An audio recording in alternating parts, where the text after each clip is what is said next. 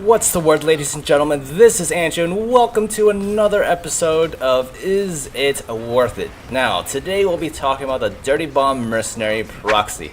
She's a speedy, mind-laying engineer who will cost you 30,000 credits to unlock, or $7 USD. In this video, we'll be talking about her general stats, ability, the best loadout cards, playstyle, and ultimately, whether or not she is worth your precious credits and time. So, Proxy is an engineer and she comes with a measly health pool of 90, but she gets a blistering 450 for movement speed. Given that she's an engineer, she'll be able to arm/disarm C4 in 3 seconds and repair in 4 seconds. For her ability, she gets 2 Proxy mines, which, once deployed, will explode if tripped. Now, for weapons, Proxy gets a mix. As far as primaries goes, she gets to choose between a host of CQC-centric weapons. So, we have the Merc 7 and the Holland's 880. Both of these are shotguns, and the Hawkfear SMG. Now, for secondaries, Proxy has access to the Calden and the DE50 semi-auto pistols, as well as the MP400 and the Tolen MP machine pistols. Now, for augments, Proxy has a bit of a limited selection, but I would say my favorite for Proxy would have to be Double Time and Guardian Angel. Since the last patch, they have fixed Flying Pig and given Proxy's high mobility, low HP, and fast-paced playstyle. I found that the Flying Pig augment has been quite useful, given that I can leap off high areas and sort of Batman enemies without the fear of losing HP from the fall. As such, I think most of Proxy's loadouts are pretty bad, but my favorite has to be the R22 Turbo Close Assault, which offers great weapons by featuring the Merc 7 and the Tolen MP. The augments are also half decent with Flying Pig, Double Time, and Looter. Now, when playing as Proxy, you are an objective specialist, and a fast one at that. Take advantage of that high speed to sneak around the enemy and rush the objective before they can even react.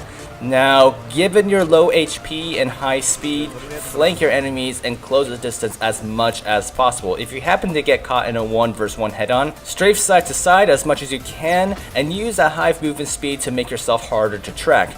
Now, you can also bunny hop if you have to and if you are in close quarters combat. I wouldn't do it at longer ranges as it really screws up your accuracy. I would say a good Proxy should be able to put on constant pressure on the enemy by doing the secondary and primary objectives, or at least attempting to over and over again. Now, Proxy's ability, the proximity mines, they are great deployables if used correctly. They offer amazing area denial, and while they don't have the range of a bushwhacker turret, I would say they are extremely effective in tight areas.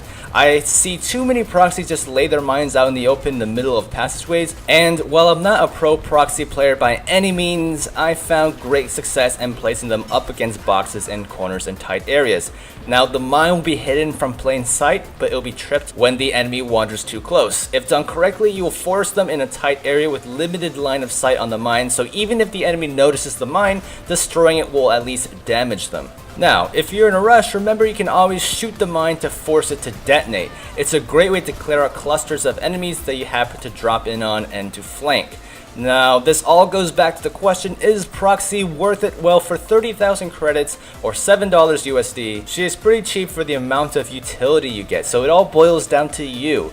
Do you already have an engineer you already use often? If so, and there's another Merc you really want to buy, you may want to skip out. Now, on the other hand, do you like, high utility, glass cannon, speedy mercenaries, and you happen to need an engineer in your roster? Proxy would be the perfect pick.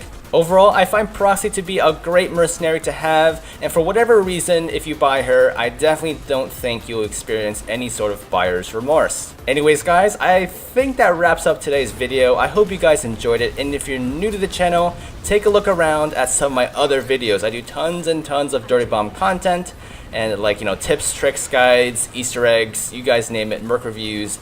But yeah, just take a look around my channel. Maybe you'll find something useful. And with all that said and done, I hope to see you guys in the next episode.